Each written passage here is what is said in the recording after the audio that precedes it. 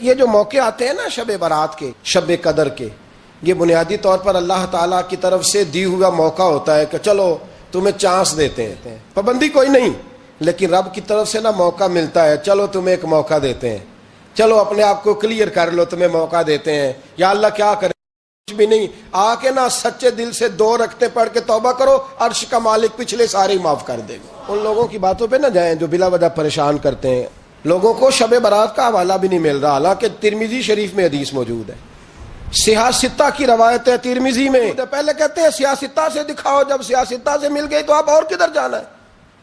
اور ابن ماجہ میں موجود ہے مولا علی کی روایت، اور ذرا ترتیب دیکھیے گا، یہ ترمذی کی حدیث ہے، اور امام ترمذی نے تو پورا باب باندھا ہے 15ویں شعبان پر، پورا باب۔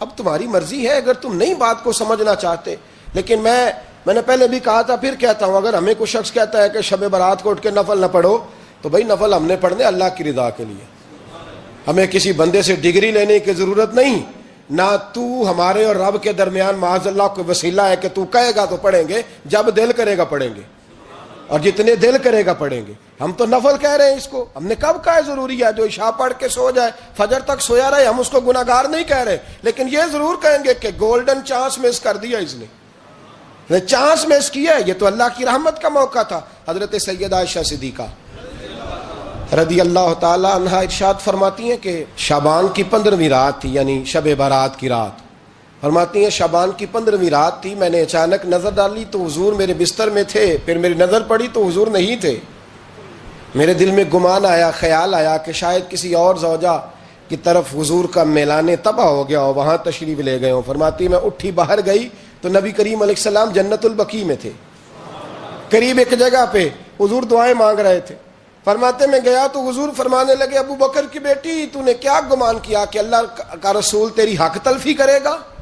عرض کی حضور آپ مالک ہیں، کہیں اور جانا چاہیں تو میری طرف سے پابندی نہیں۔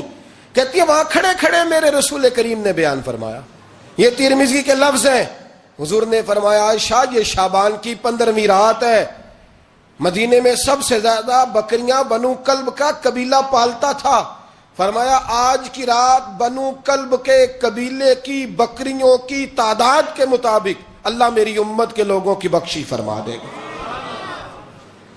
یہ وہ رات ہے۔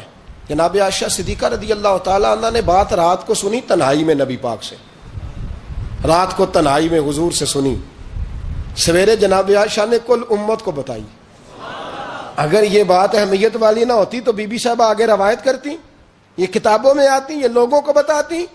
حضرت عائشہ نے روایت کیا، اور مولا علی شیر خدا نے تو کھل کے کہا، ابن ماجہ میں حضرت علی سے پیار کرنے والوں کے لیے الگ عنوان، مولا علی نے کھل کے فرمایا شعبان کی 15ویں رات کو رات عبادت کرنا اور سویرے روزہ رکھنا۔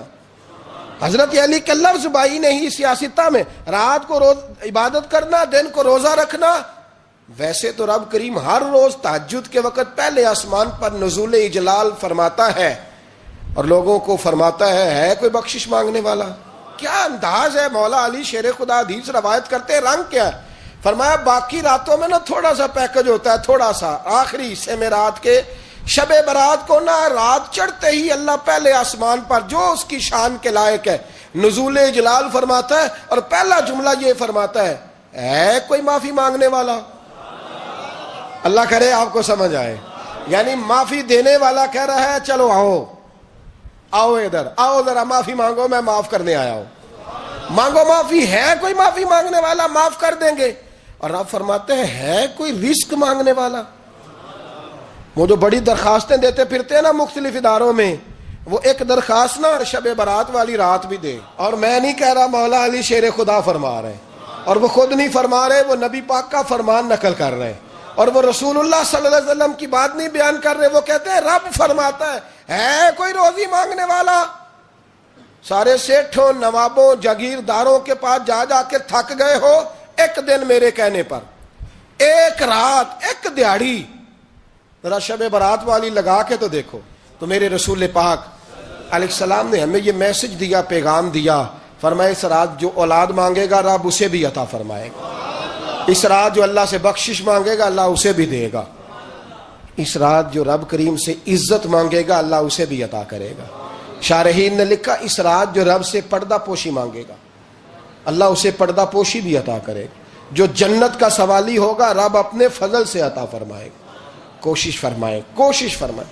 10 محرم کو ہمارے ہاں لوگ جاتے ہیں قبرستان, وہ کسی حدیث سے ثابت نہیں, میں منع نہیں کر رہا, جائیں 9 محرم کو جائیں, 10 کو جائیں, 11 کو جائیں, 8 کو جائیں, سفر میں جائیں, ربیع الاول میں جائیں, قبرستان میں جب بھی جائیں, منع نہیں ہے. لیکن شب برات والی رات تو خود رسول کریم گئے ہیں نا قبرستان.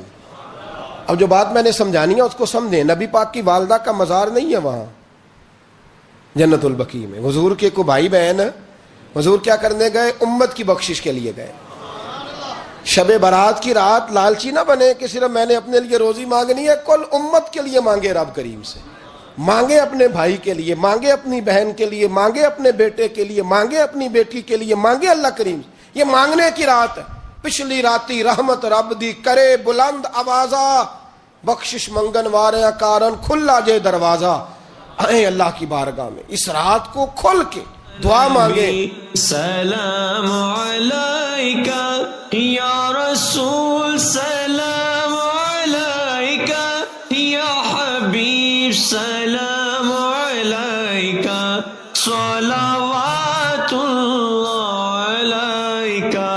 میرا دل تڑپ رہا ہے, میرا جل رہا ہے سینہ, میرا دل تڑپ رہا ہے, میرا جل رہا ہے سینہ.